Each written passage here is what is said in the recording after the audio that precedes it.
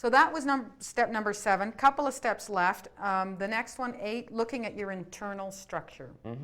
Bylaws are key here. Absolutely. So the next thing that you're going to have to do is you have this first board meeting, and shortly thereafter you'll need to have your first assembly, general assembly, bringing together your members. Now, people do this in different ways. Sometimes that small little general assembly is just follows the board meeting. So it's a very simple, small little procedure. And sometimes people really want to engage as much of the membership as possible, and they'll bring a lot of people together. At that meeting, you're going to have a proposed bylaws. So you're going, where am I going to get these bylaws? In the info sheet, you'll find links to some sample bylaws, and you can begin to adjust them to your own reality as an organization. I like to call your bylaws like your living law, your document, or your constitution that sort of tells how your little mini state is going to function that you're founding. Yeah. So really important stuff in there in terms of how do you define who your membership is, what level of decision making the membership has, and there's some legal provincial law regulations around that also, but you get a lot to say about what your members can decide, what your board decides, allocating responsibilities to staff. You can detail all of that, how you're going to run your annual general meetings. A lot of those very basic rules about board functioning are in the bylaws. So check that section out. And the other thing is to really check that by some other people. Working with some people who are already in a not-for-profit and getting a sense of which bylaws make the most sense. Absolutely. And that's really this balancing act where you want to make sure to create bylaws that speak to your reality as an organization and that are sustainable in the long term. And then realizing that you also just got to throw something up and set it up, and that over time it's a living document, and you do through the agreement of your membership have the right to change those bylaws over time. Yeah. So usually in the bylaws there is something about to change the bylaws, what's the procedure to take it to the members to change it.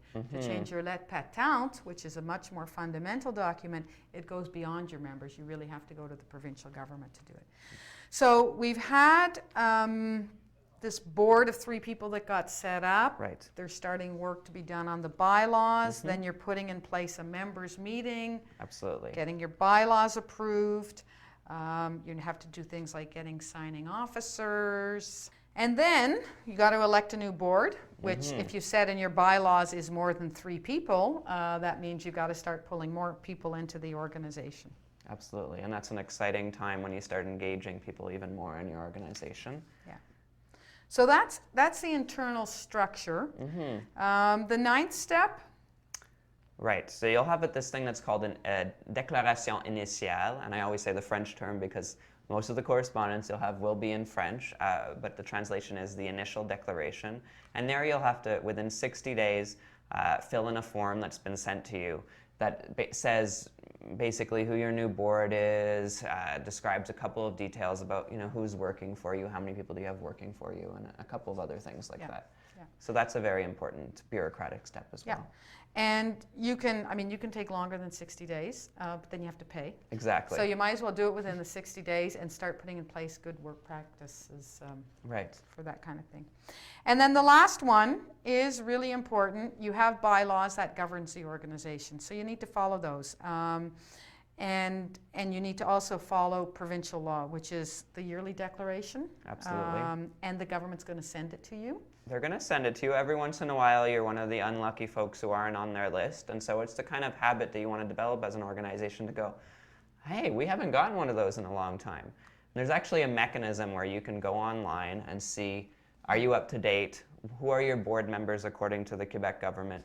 And then you can submit and change it. And we talk a little bit about how to do that in the info sheet. It's actually a really fun thing where you can search for all of your favorite community organizations and see what they're up to, as well as businesses. Fun if you're a lawyer, right? I do have a strange idea of fun. So, and then of course other responsibilities fall in. If you start having staff, you need to start thinking about contracts, CSST, taxes and all of that. But this section is really covered in corporations. I'm just wondering as we close up, is there anything else that we need to I think we've just about covered it. I just really want to emphasize that here at COCo we're available for folks across Quebec. If you need more information, take a look at the info sheet as well. And if you feel like you need some clarification or you have questions, feel free to get in touch with us through email or by phone. And we have a toll-free number as well. Great. Great. Thanks so much.